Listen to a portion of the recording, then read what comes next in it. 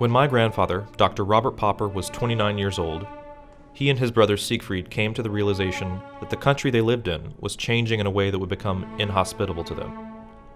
As young Jewish men living in the mountain town of Innsbruck, Austria in the late 1930s, they experienced firsthand a level of anti-Semitism that was ever present preceding and during the Holocaust, and they made the difficult but life-saving decision to leave their home country.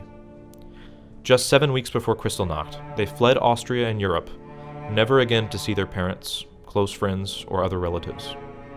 Using a Nazi travel passport bought on the black market, my grandfather traveled through Germany in a train to Lithuania and then Latvia, where he awaited a sponsor who could certify his immigration attempt to the United States. He a cellist and his brother a violinist, music was central to their lives from a young age. They would play chamber music on weekends, string quartets, trios, and sonatas with piano. This musical influence proved to be extremely serendipitous in his journey, as it aided in finding a sponsor who also loved music, who could facilitate his travel to the U.S. When he left Latvia in order to avoid Germany, he traveled on an 11-day journey as the only passenger on a Latvian cargo boat all the way through the Baltic Sea, around Denmark to Belgium. From there, he took a train to Paris for immigration papers and to Switzerland to get instruments, jewelry, and coins that he had previously smuggled out. He had a large, hinged wooden crate built for them, which was shipped directly to England in order to avoid an import duty when he had to travel back through France. He left England for America on March 26, 1938, with his instruments, a few surgical tools, some of his mother's linens and jewelry, and the money in his pocket. One of these instruments that he smuggled out is the cello that I now play on.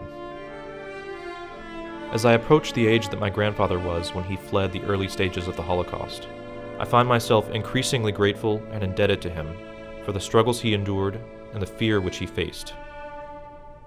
I will never know what these experiences felt like, or what kind of emotional or physical toll that they took on him. I'll also never know the stress that his cousin Erna Loh felt during the harsh torment of Auschwitz. But their memory and legacy is hugely impactful to me as a musician, and more importantly as a human being. Playing on this cello, which was even inspected a number of times by Nazi border agents, serves as a reminder and as an empirical artifact of proof of what transpired during this extremely dark time in history. I often imagine if the cello could talk about its travels, what it would say. And while it may not be a person or speak our language, I hope that it can speak through music on behalf of those who endured the unbearable, and that their voices can be heard through the music it projects. The following is an excerpt from an account of my grandfather's cousin, Erna Loh, who was a survivor of Auschwitz along with her daughter. Concerts were given at Auschwitz. They gave us little pleasure. They only served to accentuate the state of horror in which we lived. I can recall a concert held in the Union. The orchestra from the men's camp came over to play for us. The musicians wore white jackets and looked like stewards. They arrived while we were working and took their positions in the factory's large hall. The orchestra consisted of several strings, a few wind instruments, and a piano. We were called away from our work to listen. Only the German Aryan criminal prisoners were allowed to sit during the concert. The rest of us had to stand. I can't remember exactly what the program was. They played Wagner and Johann Strauss, and they played well.